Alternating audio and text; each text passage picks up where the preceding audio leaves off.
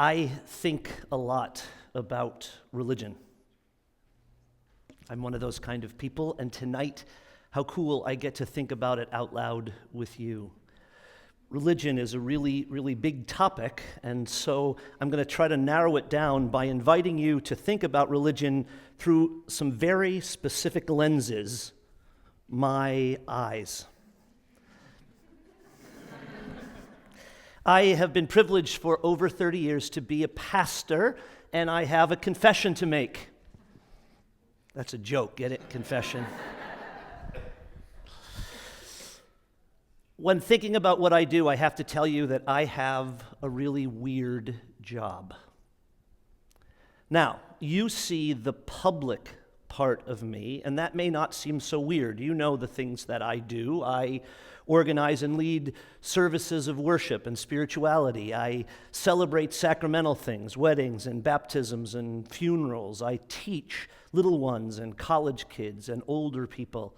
I organize events for fellowship and service. I do that all very publicly, and that doesn't seem so weird because that's not the weird part of my job. It's the part of my job that's out of the spotlight that really is the weird part of my job. And that's the part I want to think with you about tonight as we consider religion, kind of where it has been, and especially where religion is right now. So I need to set that context, and I'm going to do so with a story, because that's what pastors do. They tell stories. And I'm going to borrow a story, though, not from my Christian tradition, but actually from the Zen Buddhist tradition. A little parable about a man on a horse, and the horse is galloping down the road frantically, and the man is holding on for dear life to the horse, and as he comes down the pilgrim way, he has a friend who's sitting on the side of the road. And his friend sees this chaos coming at him, and he hollers up and he says, "What on earth are you doing? Where are you going in such a hurry?" And as the man holding on looks back, he says, "I don't know, ask the horse."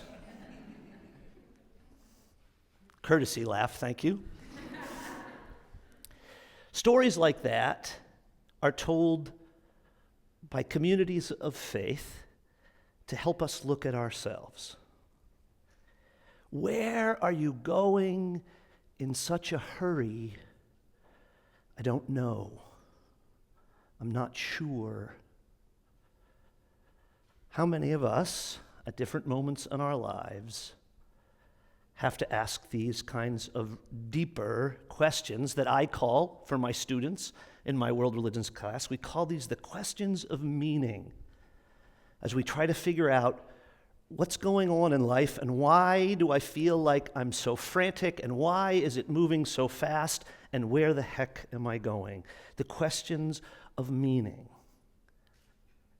That's really what religion has been about for as long as we've had religion, helping people think about those deeper questions.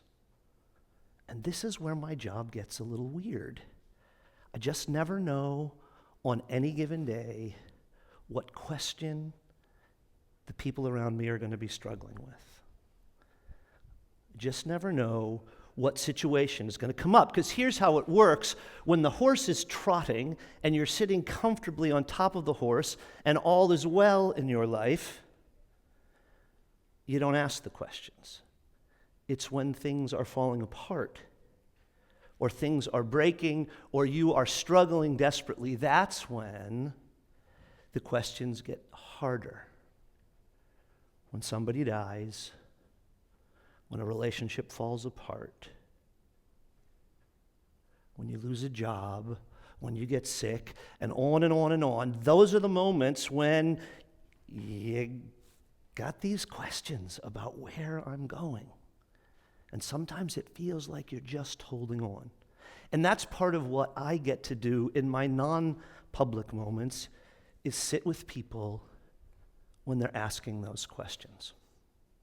So, religion, for millennia, for years and years, have had two really specific tools to help us look at those questions.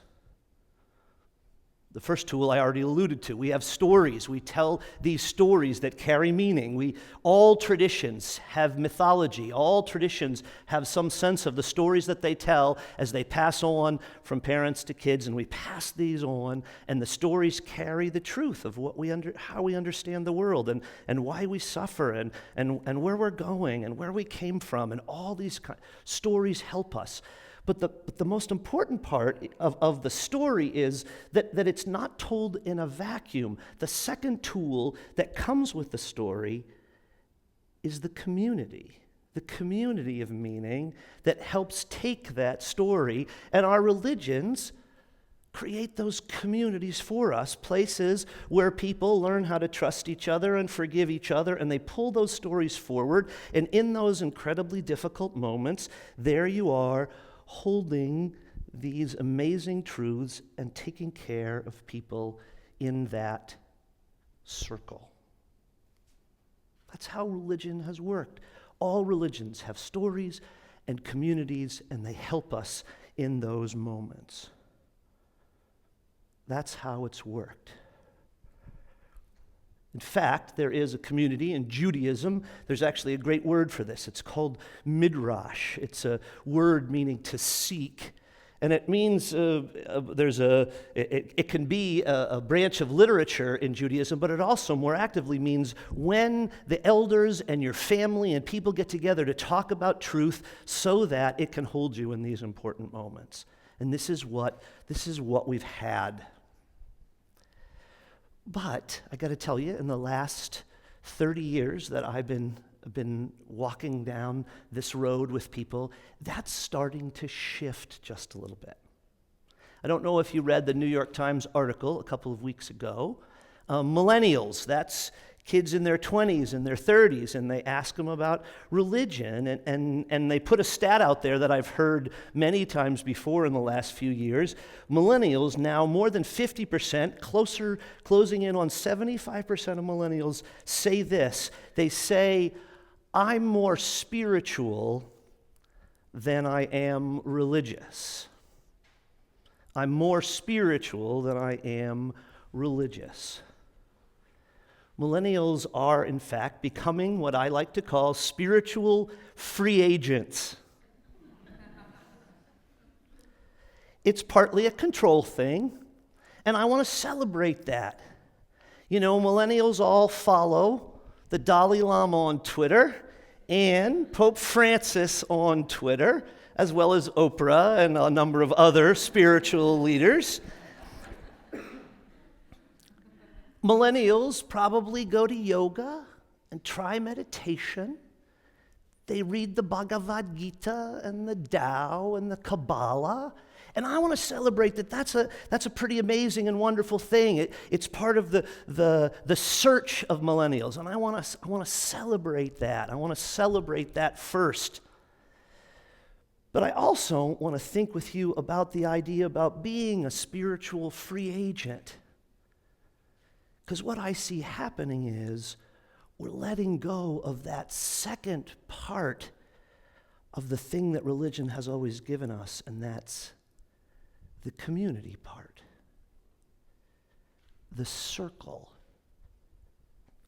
And this was made very clear to me several years ago. Before I came here, I was a pastor in Iowa, and I want to tell you a story in which I was startled by this reality.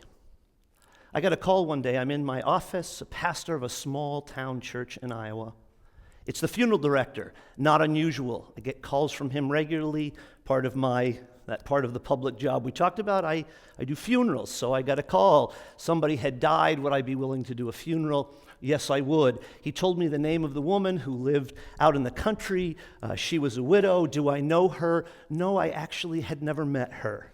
Now, you might think that that's unusual, but anymore, that's not so unusual. I do a lot of funerals for people I have never met. Weddings, too.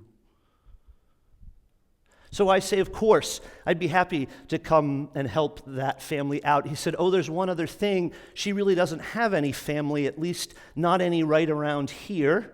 She's got some sons who live away, and they're on their way here, but they told me to just get a pastor and to tell the pastor to go ahead and just plan the service, and they'll be there when they arrive. And they're coming in on Friday night, and we're going to have the service on Saturday morning, and then because they're millennials, they have to turn around and fly back to their lives that Saturday afternoon. So I'm planning a service for somebody I've never met without any community to do that with. But that's okay. That's part of the weirdness of what I do.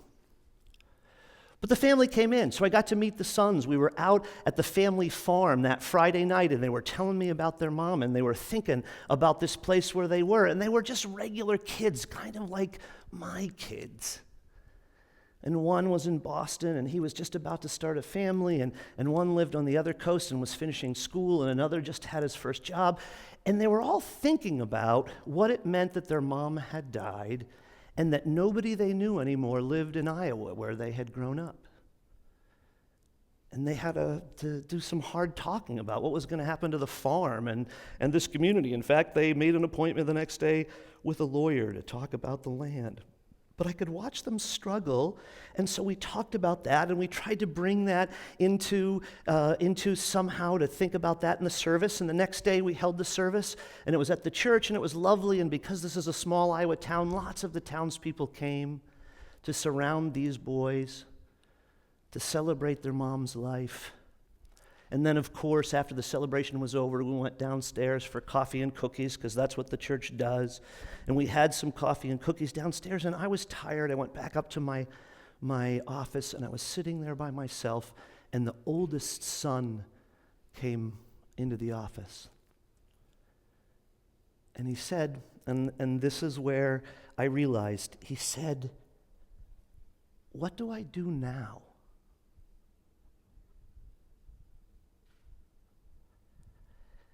And I wanted to throw my arms around him and pull him in, and I wanted to say, wow, what you need is a great community to walk you through. But you don't do that overnight. You can't do that in 5 minutes. You can't drive through community. You can't pick it up at the window. And part of my fear about where we are right now with a generation of people who want to be spiritual free agents is I'm afraid that you're losing the most powerful tool you have to answer those deep and important questions that you have to face. The wonderful prophet Joni Mitchell, that's a 60s reference right there, wrote a great song that you'll know about paving paradise and put up a parking lot and all that. It's the line before that that haunts me. Don't it always seem to go, you don't know what you've got till it's gone. So you know what my job is as a pastor is to invite you to be in community with each other. Because that's how we pull forward the stories of truth. And I'm not telling you to come to my church or to go to a mosque or to go to a sangha, but I'm telling you that that's the strength of what religion has provided. And if we throw that out, we're going to be in real trouble. Because we really need each other at those kinds of moments. And that's what religion is really all about. So find a community. Maybe it's TED Talks. Maybe it's your fantasy football league. I'm not sure about that one. But it takes time, and it takes trust, and it takes forgiveness, and ultimately, that's where we're going to go. That's how you answer the questions of meaning. And for this generation, it's what I hope for more than anything. Thank you very much.